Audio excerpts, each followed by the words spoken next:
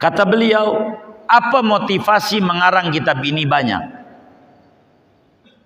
Mengarang kitab ini, motivasi pertama, menjunjung tinggi perintah Allah. Allah dulu. Dua, menjunjung tinggi perintah Rasulullah. Sebab Rasul suruh, balighu anni walau ayah. Begitu. Ntar nih perintah Allah di bawah. Ketiga, pengen betul dapat buah dari janji-janji Allah dan janji Rasulullah. Janjinya banyak Nabi. Aw ilmin yuntafa'u bih. Banyak itu janji-janji dari Rasulullah. Bagaimana kalau orang itu demen menunjukkan kepada kebaikan? Bagaimana itu dijanjikan oleh Allah dalam Al-Quran nanti? Ada ayat bakal berbunyi, wal takum minkum ummatun yad'una ilal khair ya'muruna bil ma'ruf yanhauna 'anil munkar ulaika humul muflihun. Muflihun namanya janji baik. Siapa orang yang bahagia itu? Nanti ada kriterianya. Tapi ayat ini di lain kesempatan kita bedahnya biar enggak panjang sayanya.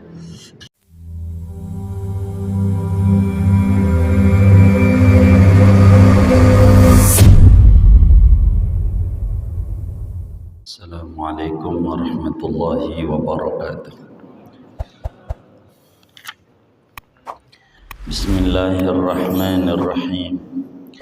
Alhamdulillahi rabbil alamin. Wassalatu wassalamu ala asyrafil anbiya wal mursalin. Sayyidina wa maulana Muhammadin wa ala alihi wa sahbihi ajma'in. Qala al-imam al-Haddad rahimahullah wa nafa'ana bih wa bi barakati ulumi wa ghafara lahu wa limasyayikhihi wa limasyayikhina amin. Halaman berapa? Amma ba'du, halaman 3 yang terjemah. Baris tengah. Amma ba'du fayaqulul abdul faqir al-mu'tarifu bil qusuri wat taqsir ar-raji afwa rabbihil qadir asyarifu Abdullah ibnu Alawi al-Haddad al-Husaini afallahu anhu an aslafihi amin. Adapun sesudah bismillah alhamdulillah, maka berkata oleh seorang hamba Allah, al-faqiru, yang amat sangat butuh kepada rahmat Allah, al-mu'tarifu bil qusuri wat taqsir, yang merasa dengan kekurangan dan keteledoran, ar-raji, yang berharap afwa rabbihil qadiri, akan ampunan Tuhannya yang maha kuasa, yakni Syarif Abdullah bin Alawi al-Haddad al-Husaini, bangsa Husain keturunannya. Afallahu anhu, moga-moga memaafkan oleh Allah kepada Syarif Abdullah, wa an aslafihi, dan daripada datuk-datuknya, nenek moyangnya Syarif Abdullah, amin. Hadhihi risalatun bihaulillahi wa quwwatihi jami'atun. Adapun ini al-hadiratu fi dhihn, yaitu risalah dengan daya Allah dan kekuatan Allah. Jami'atun, risalah yang menghimpun. Wa wasiyatun, dan wasiat. Bifadlillahi wa rahmatihi, dengan anugerah Allah dan rahmat Allah. Nafi'atun, wasiat yang bermanfaat. Hamalani ala wad'iha, mendorong akan daku atas mengarang ini risalah. Al-imtisalu, oleh menjunjung tinggi, li amrillahi ta'ala, bagi perintah Allah ta'ala, wa amri rasulihi dan perintah rasulnya, warraghbatu fil wa'di shadiqi dan gemar senang pada janji baik, janji as-sadiqi yang benar, al-waridi janji yang datang dari Nabi, fid dalalati 'alal huda pada menunjukkan atas jalan petunjuk, wa da'wati ilal khairi dan menyeru kepada kebaikan, wan nashri lil ilmi dan menyebarkan bagi ilmu. Qala Allah Ta'ala, berfirman oleh Allah Ta'ala, wal takum minkum ummatun yad'una ilal khair, hendaknya ada daripada kalian oleh satu golongan yang menyeru oleh golongan itu kepada kebaikan, wa ya'muruna bil ma'ruf dan menyuruh mereka dengan yang baik, wa yanhauna 'anil munkar dan mencegah mereka dari kemungkaran, wa ulaika humul muflihun, mereka itulah adalah orang-orang yang beruntung. Wa qala Allah Ta'ala, berfirman oleh Allah Ta'ala, ud'u ila sabili rabbika, ajaklah olehmu kepada jalan Tuhanmu, bil hikmah dengan hikmah, kebijaksanaan, wal mau'izatil hasanah dan nasihat yang baik.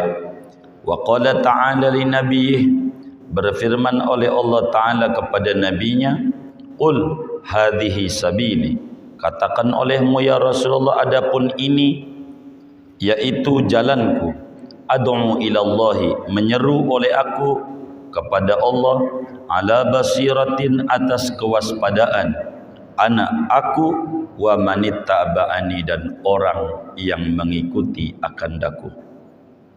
Segini dulu, wallahu a'lam bishawab. Moga cukup waktu. Saudara sekalian yang mulia, malam hari ini sesudah kita membuka dengan bismillah alhamdulillah, memasuki faslul khitab dengan amma ba'du, yaitu faslul khitab, kalimat amma ba'du sebagai pembatas pindah dari satu uslub ke uslub yang lain. Kata Imamul Haddad, fayaqulul abdul faqiru, maka akan berkata, akan karena omongannya di depan, waktu ngarangnya dari muqaddimah dulu. Akan berkata al-abdu oleh seorang hamba Allah. Ini Imam Haddad menyebutkan dirinya hamba Allah, sebab hamba itu makom yang paling tingginya makom. Maka makom ini yang kemudian Imamul Haddad angkat sebagai makom di hadapan Allah Subhanahu wa taala. Tapi al di sini namanya alil kamal. Sebagai hamba Allah, bukan hamba pada mulut, tapi hamba pada mulut, pada hati, pada praktek kehidupan. Makom yang paling tingginya makom adalah makom ubudiyah, makom hamba. Tandanya Rasulullah Sallallahu Alaihi Wasallam pada tempat paling tingginya, tempat yang tidak ada hamba, sekelas malaikat pun mendapatkan derajat itu pada Isra Mi'raj, yang malaikat Jibril berkata, wa ma minna illa walahu maqamun ma'lum. Ya Rasulullah, masing-masing kita ada kelasnya. Saya tidak bisa menemani engkau untuk terus dari Sidratul Muntaha, terus tidak bisa. Hancur kami karena bukan kelas kami. Saat Isra Mi'raj, Allah menyebutkan tentang Nabi kita Muhammad sallallahu alaihi wasallam dalam Al-Qur'an. Allah kata, subhanalladzi asra bi 'abdihi. Maha suci Allah yang mengisrakan hamba Allah.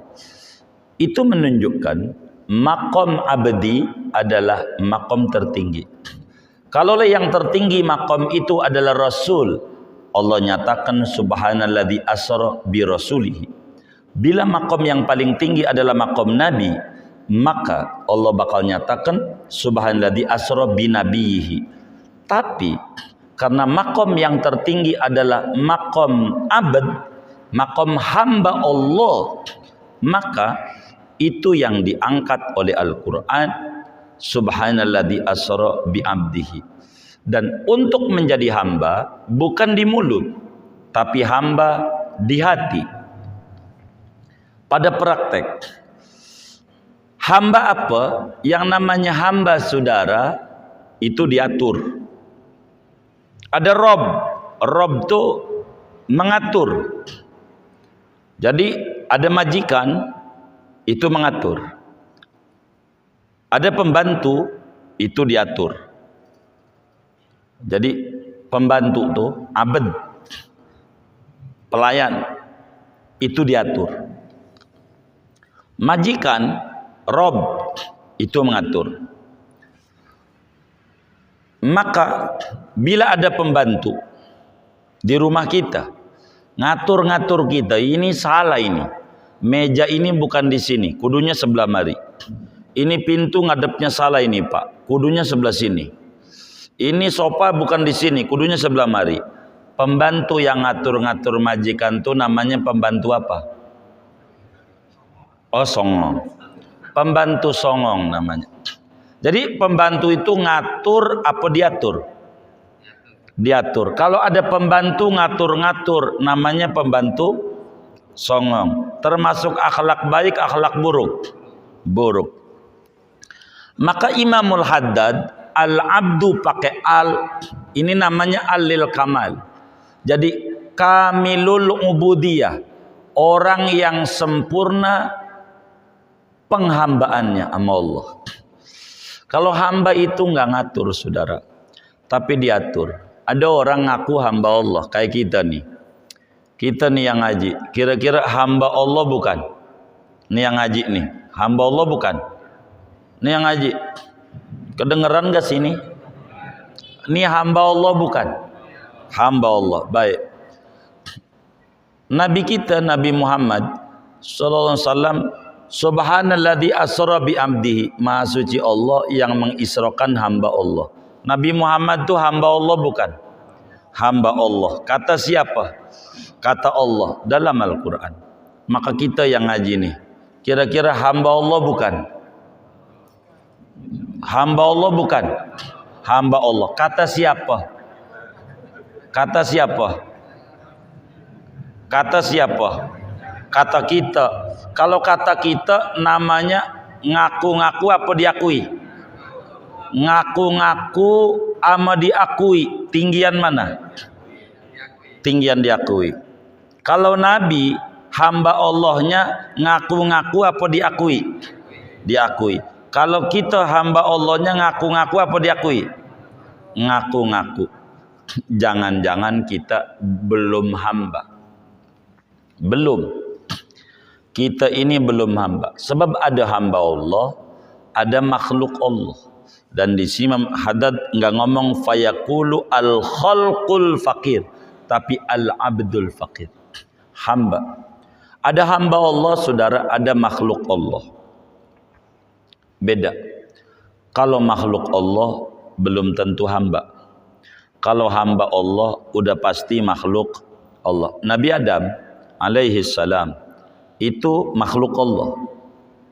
Iblis itu juga makhluk Allah. Tapi iblis makhluk Allah, bukan hamba Allah. Membangkang. Kalau Nabi Adam makhluk Allah, hamba Allah. Berarti kalau ngomong hamba udah pasti makhluk. Kalau makhluk belum tentu hamba. Nabi hamba Allah juga, makhluk Allah juga. Sebab Allah kata subhanalladzi asra bi abdihi, hamba Allah. Kita ini hamba Allah tapi ngaku-ngaku. Jangan-jangan belum hamba, masih makhluk. Hambanya ngaku-ngaku. Coba diurut. Kalau kita mau kondangan, kira-kira pakai bajunya milih-milih apa sekenanya? Kalau mau kondangan, milih-milih apa sekenanya? Milih-milih. Kalau mau sholat, kira-kira milih-milih lama apa sekenanya? Hah? Halo, milih-milih apa sekenanya? Hamba Allah belum kayaknya, masih makhluk kalau kayak begitu tuh. Habis sekenanya begitu. Milih-milih apa sekenanya? Sekenanya. Makhluk Allah belum kayaknya, belum hamba Allah, masih makhluk Allah.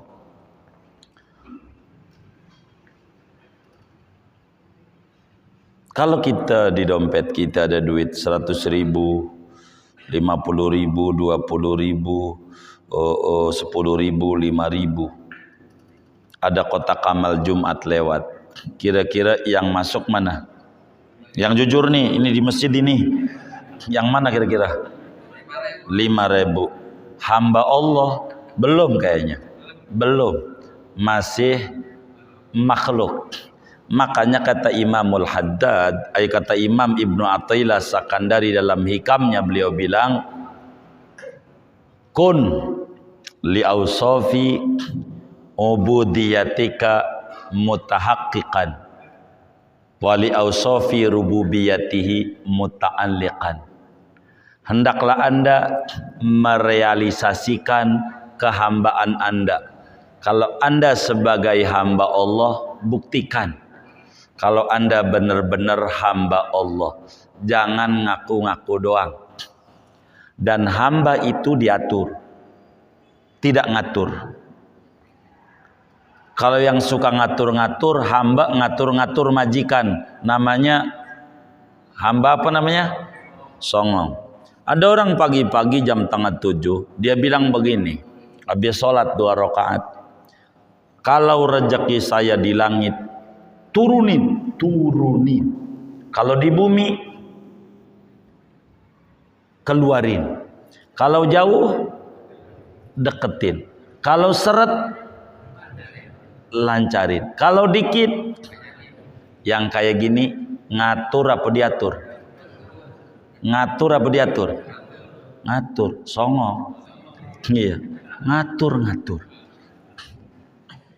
Hamba itu diatur. Iya, hamba itu diatur. Tidak ngatur-ngatur. Maka fayaqulul abdu, ini kamilul ubudiyah. Imam Haddad tuh orang yang sempurna ngaku hambanya. Lah wong orang umur 8 tahun, sholat tahajudnya 100 rakaat. Imam Haddad itu umurnya 8 tahun. Itu aja masih kurang. Cuman karena ibunya bilang, Haddad, ndak usah kayak begitu. Kamu masih kecil. Kalau bukan ibu, saya masih terus, padahal saya masih asik. Kata Imam Haddad, tuh umur 8 tahun, 100 rakaat. Kita nih sampai umur nih malam nih, alhamdulillah 100. Belum kayaknya. Belum. Tapi ngakunya hamba Allah. Apalagi kalau nitipin di pengurus masjid Jumat dari hamba Allah 10.000, almarhumnya ada 100, satu orang kebagian berapa? Begitu. Hamba Allah. Jangan-jangan ngaku-ngaku doang gitu. Belum kelas hamba, belum. Masih makhluk yang pengen jadi hamba. Makanya kita ngaji, pengen jadi hamba Allah. Belum, kita orang ini belum jadi hamba, masih makhluk yang pengen jadi hamba. Gitu. Belum jadi hamba. Kalau hamba mau banyak muji ya sama Allah, banyak muji tuh hamba. Kalau kita dikit, pengen dekat sama Allah tuh kalau ada masalah doang. nih dagangan lagi rugi, baru malamnya pengen melek. Kalau stabil mah ngorok mulu. Ada nggak yang model begitu? Nggak ada, alhamdulillah. Ini belum hamba, masih makhluk yang pengen jadi hamba. Sebab hamba menurut aja, nurut aja, manut aja sama Tuhan. Nggak mungkin Tuhan mau mencelakakan kita. Kalau kita mau nagih mulu, Tuhan bagaimana sih kau ini? Gue udah baca ratib, madis ratib gue udah ikutin, udah ziarah juga berwali, ngapa dagangan gue begini? Ngapa Tuhan bagaimana sih? Kita begitu. Tuhan kita tuntut kayak anak buah kita, begitu. Padahal kita nih ngakunya hamba, belum kayaknya makhluk. Kalau hamba mah banyakan muji, banyakan muji. Dan Tuhan itu lebih demen sama yang muji. Jangankan Tuhan, kita aja punya temen dua. Yang satu minta duit mulu sama kita, yang satu muji-muji sama kita. Kira-kira yang kita demenin yang mana? Iya, Allah juga begitu. Kata Allah, man syaghalahu dzikri an mas'alati a'taituhu afdhala ma u'tis sa'ilin. Siapa yang sibuk memuji-muji, mengingatku, kagak keburu minta-minta, ngemis-ngemis sama aku, akan aku beri lebih baik, lebih banyak dari apa yang aku beri kepada tukang minta-minta. Yang muji-muji. Nabi itu demennya muji-muji. Maka yang minta-minta Nabi Musa, Rabbi srohli, Nabi nggak pakai Rabbi srohli, Allah kata alam nasroh laka sodrok. Karena demennya muji-muji. Imam Haddad bilang, maka berkata seorang hamba Allah yang nurut sama Allah, al-faqiru, yang butuh ama rahmat Allah. Ini al-faqir, alnya lil kamal. Sebab nisbatul fakir itu ada tiga, saudara.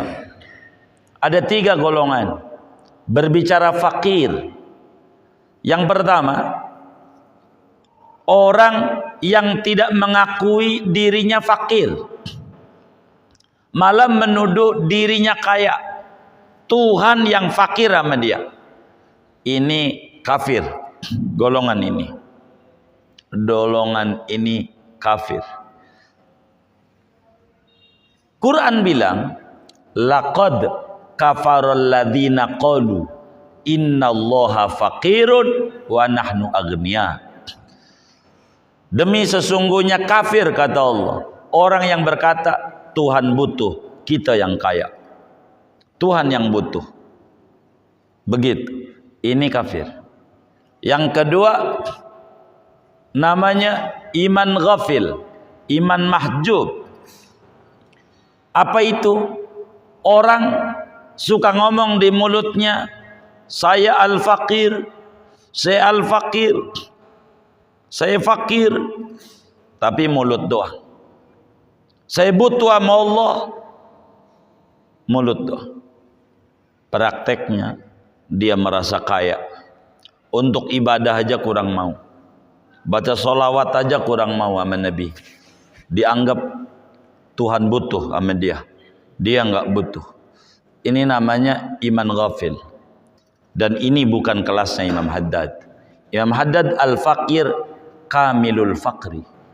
Sebab fakir ini maknanya daimul faqri. Al di sini namanya alil kamal.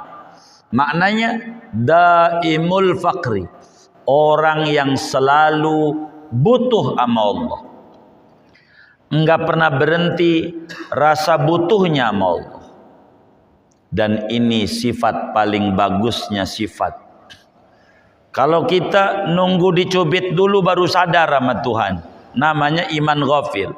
Kalau dicubit baru melek dia, namanya iman kelas penumpang pesawat, namanya iman ghafil.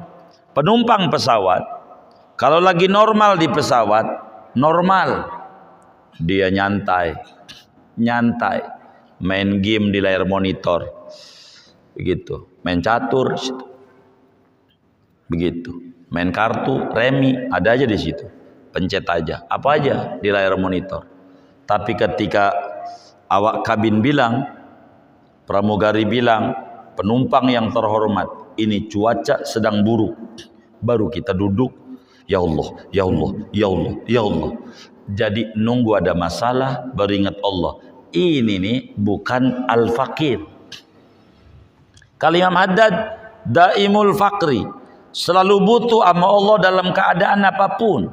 Dan ini nih sifat hamba yang sesungguhnya.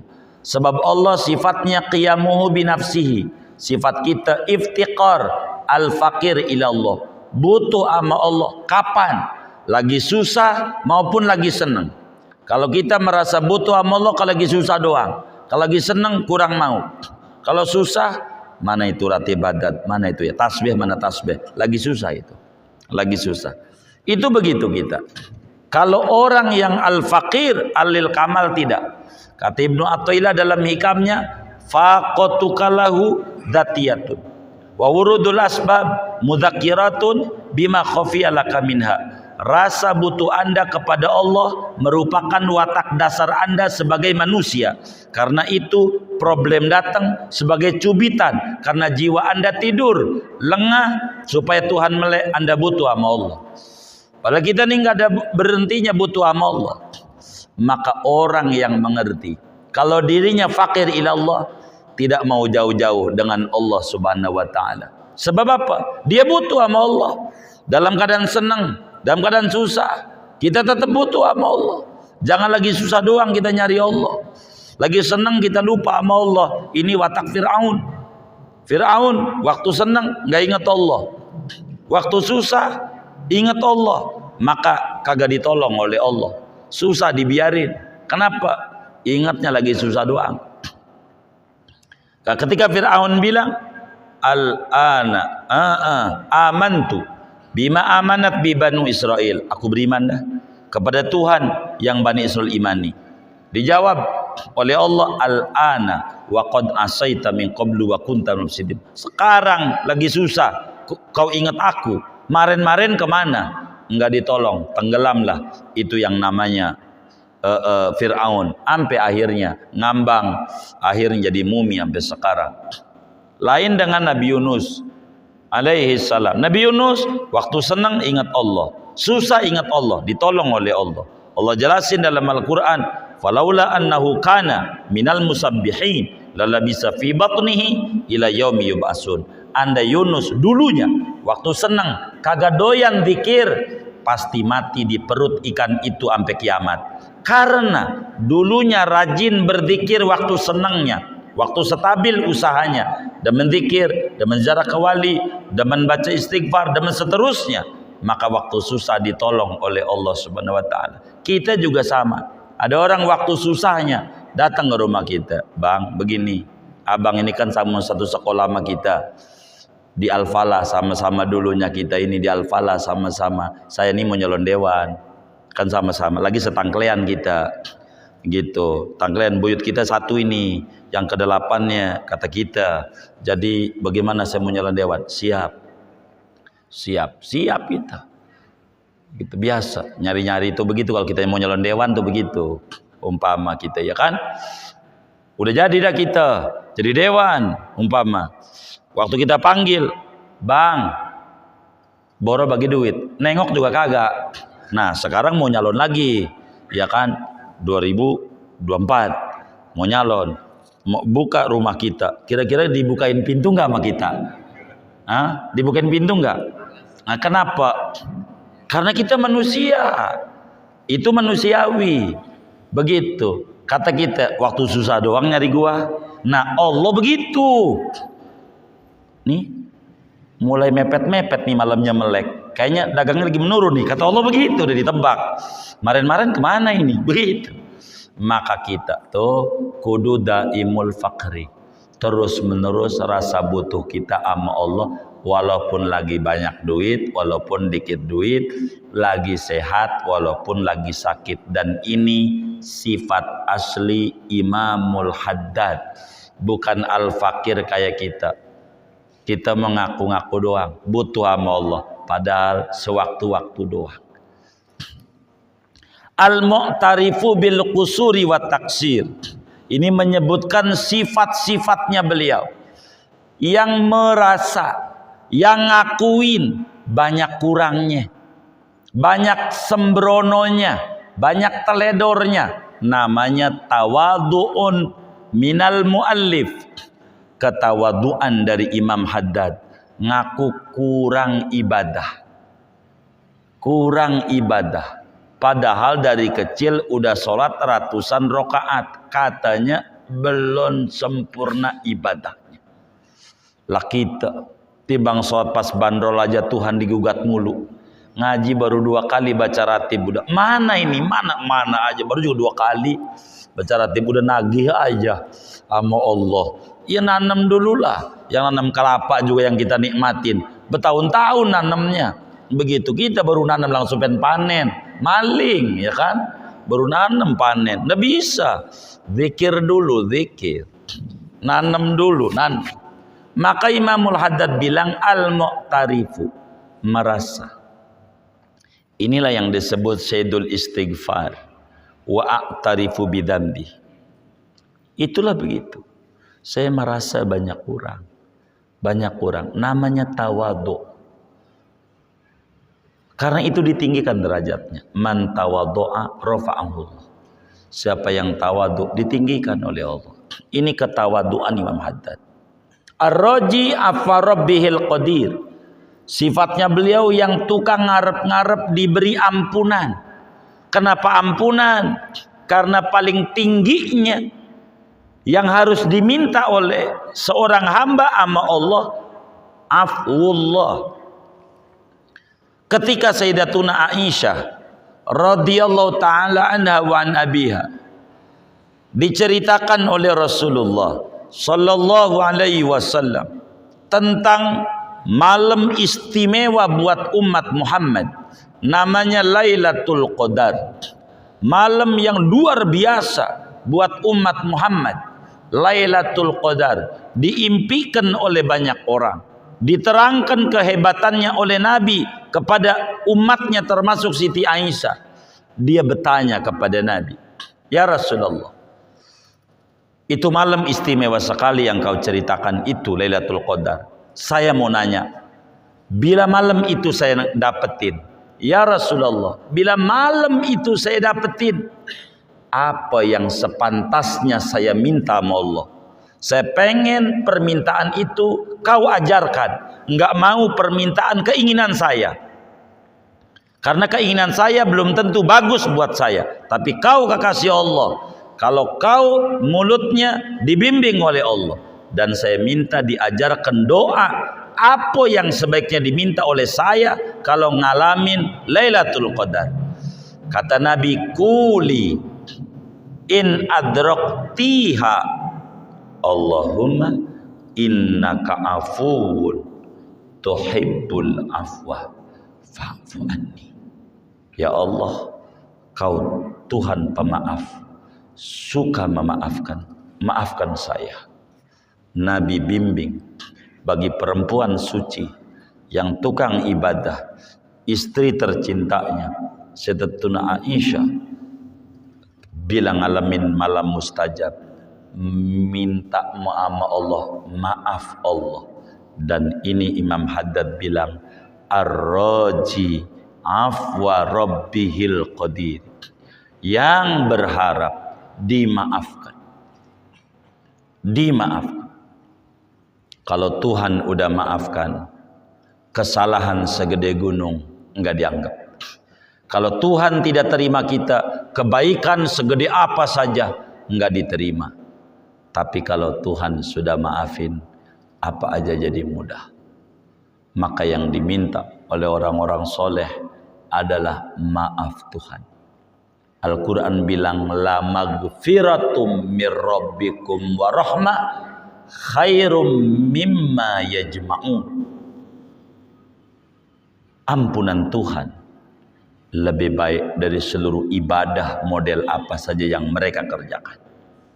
Maka Imamul Haddad yang diminta sama Allah, maaf Allah, ampe diratib, dibimbing kita, ya Rabbana wa'fu anna wamhul ladzi kana minna. Ya Rabbana wa'fu anna. Duhai Tuhan, maafkan kami. Wamhul ladzi kana minna. Hapusin, tipek, delete apa yang dianggap buruk yang ada pada diri saya. Dosa saya menghalangi saya, tolong dimaafin. Hapus. Sifat buruk saya yang menghalangi dekat dengan Kau, maafin, biar dibuang. Dan ini yang diharapin oleh Imam Al-Haddad. Asy-Syarif, syarif itu gelar habaib. Dulu ada namanya disebut Sayyid, ada namanya Syarif. Ada Sayyid, ada Syarif. Syarif ini gelar zamannya syurafa, gelar untuk anak cucunya Nabi. Dulu gelarnya Syarif. Syarif lebih banyak dipakai untuk anak cucu dari Sayyidina Husain, pakai Syarif. Anak cucu dari Sayyidina Hasan pakai Sayyid, Sayyid. Begitu. Belakangan yang dikenal adalah Habib, Habib, Habib. Dulu Syarif, sebab Imam Haddad ini adalah anak cucu daripada baginda kita Nabi besar Muhammad sallallahu alaihi wasallam, yang di dalam tubuhnya mengalir darah sucinya Rasulullah sallallahu alaihi wa alihi wasallam. Syarif, kalau orang kita sebut Habib, Habib itu anak cucu Nabi. Dan kita disuruh hormat kepada anak cucu Nabi. Kalau orang pengen tinggi derajatnya, kudu hormat sama anak cucu Nabi. Sama ada kita ngaji sama dia, atau sama ada kita belum mengaji sama dia. Sama ada dia baik sama kita, sama ada tidak baik sama kita. Sama ada dia memberi kebaikan sama kita, sama ada dia tidak memberikan kebaikan sama kita. Kita dituntut oleh Allah untuk mengagungkan anak cucu Nabi. Nabi diajari nama Allah, suruh bilangin umatnya, qul la as'alukum alaihi ajran illal mawaddata fil qurba. Al-Quran tidak bilang illal mahabbata fil qurba, tidak ngomong hub, tapi yang diomong wud. Mal farqu bainal mahabbah wal mawaddah. Apa bedanya antara mahabbah dan mawaddah? Sebab Al-Quran tidak menuntut mahabbah kepada anak cucu Nabi, tapi yang dituntut mawaddah.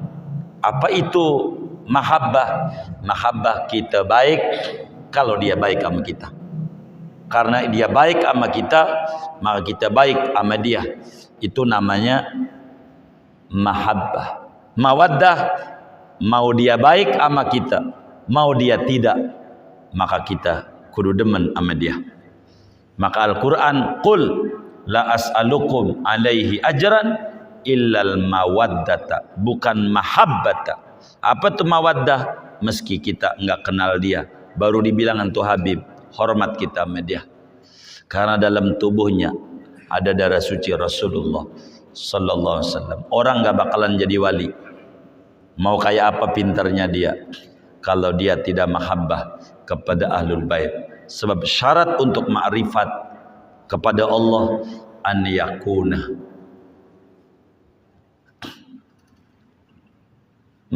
mawaddatan ala ahli baitil Mustafa.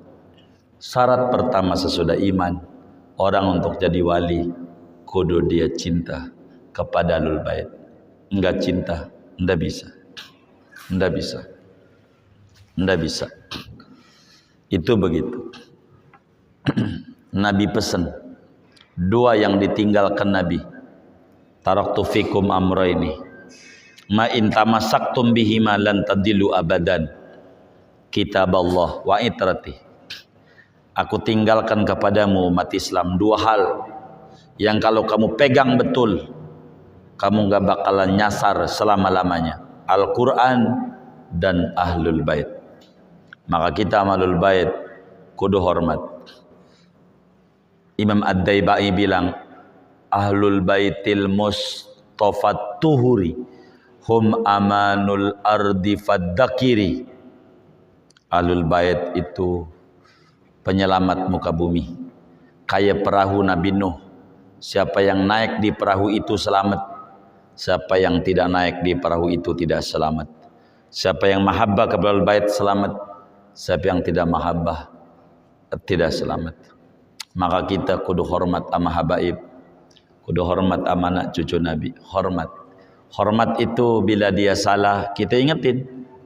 Bila dia ada dilihat mabuk-mabukan melanggar ajaran datuknya, diingetin. Jangan biarin dia sama Habib, biarin. Jangan, kita salah sama datuknya, diomelin kita sama Nabi. Jangan, ingetin kalau salah. Begitu. Kalau benar kita dukung. Begitulah yang diajarkan oleh as-salafun as-salihun. Ini penting. Begitu. Kita harus hormat Ahlul Bait. Ahlul Bait hormat. Begitu. Ahlul Bait itu suci-suci. Orang baik. Begitu, dia nggak hilang. Kiai gila, hilang kiainya. Kalau Habib gila, masih Habib juga. Begitu. Bahkan kalau gila bisa dikejar orang tuh. Begitu. Kalau gila, begitu. Jadab, kejar itu, begitu. Syarif namanya, anak cucu Nabi. Al-Haddad marganya Haddad. Jadi fam habaib itu banyak, saudara. Banyak fam. Ada Al-Aidarus, ada Al-Jufri, ada As-Segaf, ada Al-Attas. Begitu, macam-macam. Banyak pecahannya, banyak banget. Begitu. Bin Syekh Abu Bakar itu pecahannya. Macam-macam. Bin Smith, bin Syihab, ini pecahan. Bin Hafid, bin Tahir, banyak. Tapi bin Tahir pecahan dari Haddad. Begitu, bin Tahir itu pecahan dari Haddad. Biasanya suka panggilnya Bento. Bin Tahir maksudnya. Begitu, bin Tahir. Ada Habib bin Tahir. Itu Tahir itu ujungnya Haddad. Begitu terus saja. Nah, cucu. Semuanya dari turunan Husain. Haddad, Attas, ini nih, Segaf daripada Imam Husain. Begitu. Imam Husain. Begitu. Keturunannya dari Sayyidina Ali Zainal Abidin. Ini yang fam ini. Al-Haddad itu artinya tangan besi, tangannya tajam, besi. Banyak riwayat kenapa disebut Haddad. Ada pohon ngalangin di jalan, pakai tangannya jadi gergaji. Itu satu. Dua, karena kalau udah nasihat orang tajam nasihatnya, cepat orang jadi nurut. Dan ini Haddadnya, kayak besi. Ini Imam Haddad, saudara. Kayak besi. Ini luar biasanya daripada wali kita ini. Nah, Imam Haddad ini, saudara, yang namanya Haddad ini tawadhu. Beliau ini anak cucunya mestinya bin Abdillah. Padahal Imam Haddad ini kutub, tapi masih juga Haddad, datuknya. Sebablah Imam Haddad ini punya abah namanya Abdullah. Jadi Alawi, kan nama aslinya Imam Haddad Abdullah bin Alwi namanya. Alwi ini punya bapak namanya Muhammad. Jadi Abdullah bin Alwi bin Muhammad. Muhammad ini punya bapak namanya Ahmad bin Ahmad. Jadi Abdullah Imam Haddad tuh bapaknya Alawi punya bapak namanya Muhammad punya bapak namanya Ahmad punya bapak namanya Abdullah punya bapa namanya Muhammad. Muhammad punya bapa namanya Alwi. Alwi punya bapa namanya Ahmad. Inilah Ahmad Al-Haddad. Yang dapat gelar Haddad Ahmad kakeknya dulu. Ahmad ini punya bapa namanya Abu Bakar. Abu Bakar punya bapa namanya Ahmad. Ahmad punya bapa namanya Muhammad. Muhammad punya bapa namanya Abdullah. Abdullah punya bapa namanya Ahmad. Ahmad punya bapa namanya Abdurrahman. Abdurrahman punya bapa namanya Alwi. Yang ini disebut Ba'alawi. Alwi ini punya bapa namanya Ubaidillah. Ubaidillah. Alwi ini namanya Alwi. Begitu. Alwi ini punya bapa namanya Ahmad bin Isa Al-Muhajir ilallah Al-Muhajir. Begitu. Ini nasab daripada Imam Al-Haddad ini. Imam Haddad. Panjang beliau punya nama, punya datuk-datuk daripada Imam Haddad. Jadi Abdullah bin Alwi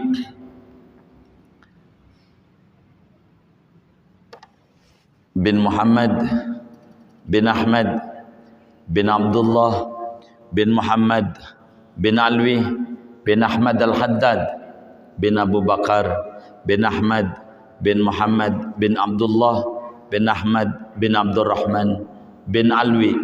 Begitu. Bin Alwi bin Muhammad sebut Mirbat bin Ali Qasam gitu. Bin Alawi bin Muhammad bin Alawi bin Abdullah bin Ubaidillah bin Ahmad bin Isa Al-Muhajir Allah. Itu yang suka ada di ratib daripada Imam Haddad. Al-Husaini ujungnya daripada Sidi Ahmad bin Isa ini adalah dari keturunan Imam Husain. Jadi Imam Haddad ini saudara adalah Ahlul Bait Rasulullah SAW. Apa kata Imam Haddad? Maka berkata orang yang namanya Abdullah bin Al-Haddad, yang sifatnya hamba Allah, orang yang sangat butuh sama Allah, orang yang ngaku kurang dalam ibadah, tawaduk, orang yang berharap maaf Allah, itulah beliau.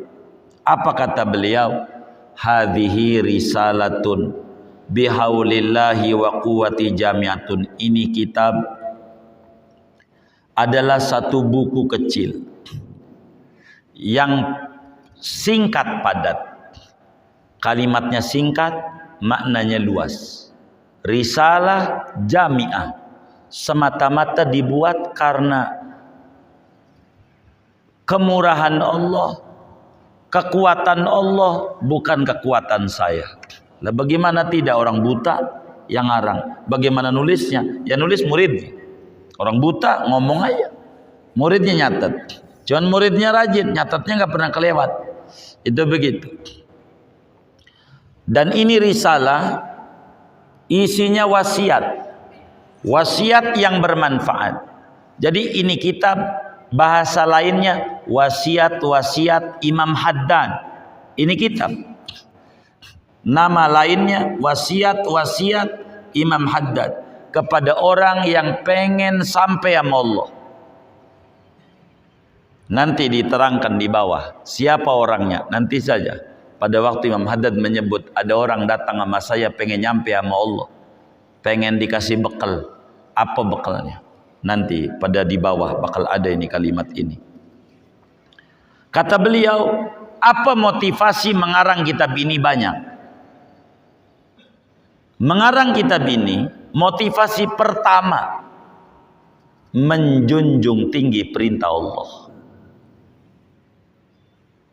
Allah dulu. Dua, menjunjung tinggi perintah Rasulullah. Sebab Rasul suruh, balighu anni walau ayah. Begitu. Ntar nih perintah Allah di bawah. Ketiga, pengen betul dapat buah dari janji-janji Allah dan janji Rasulullah. Janjinya banyak Nabi. Aw ilmin yuntafa'u bih. Banyak itu janji-janji dari Rasulullah. Bagaimana kalau orang itu demen menunjukkan kepada kebaikan? Bagaimana itu dijanjikan oleh Allah dalam Al-Quran nanti? Ada ayat bakal berbunyi, wal takum minkum ummatun yad'una ilal khair ya'muruna bil ma'ruf yanhauna 'anil munkar ulaika humul muflihun. Muflihun namanya janji baik.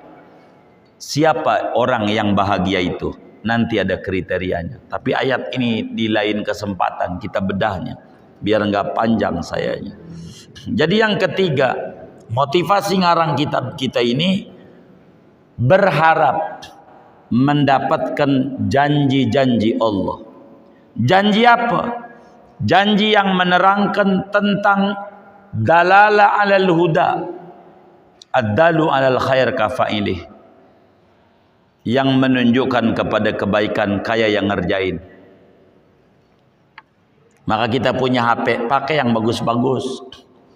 Wa da'wa ilal khair, menyeru kepada yang baik. Banyak ayatnya, ud'u banyak. Dan kita disuruh jadi dai, tidak disuruh jadi kiai, nyampein kebaikan. Wan nasri lil ilmi, menyebarkan ilmu. Gede ganjarannya. Menyebarkan ilmu. Begitu, gede ganjarannya. Motivasi saya ngarang kitab ini ada banyak. Kenapa banyak? Ini yang keempat, karena ada yang minta sama saya. Keempatnya, kenapa banyak? Niatnya, karena Nabi juga yang nyuruh, wa innama likulli imri'in manawa. Bagi tiap-tiap orang akan memperoleh sebanyak dia niat. Inna wa kasiron u'tiya kasiron wa inna wa qalilan u'tiya qalilan. Siapa yang niatnya banyak, Allah kasih banyak. Siapa yang niatnya dikit, kasih dikit. Maka niat ngarang kitabnya banyak. Dan para wali-wali Allah selalu niatnya banyak. Niatnya begini, bagaimana tuh mau hadir maulid? Saya niat hadir majelis ilmu, mau begini, mau begitu, mau begini, mau begitu, macam-macam. Begitu niat-niatnya, begitu niatnya. Dan saya juga nih ngaji nih punya niat juga. Karena opik udah masuk, niat mau ditutup. Opik udah masuk, harus niat saya. Begitu, niat ditutup. Opik udah kemari, mananya disuruh sudah. Segini aja dulu malam hari ini. Wa sallallahu wasallam ala khairil khalqi Muhammad wa ala alihi washabihi ajmain walhamdulillahi rabbil alamin.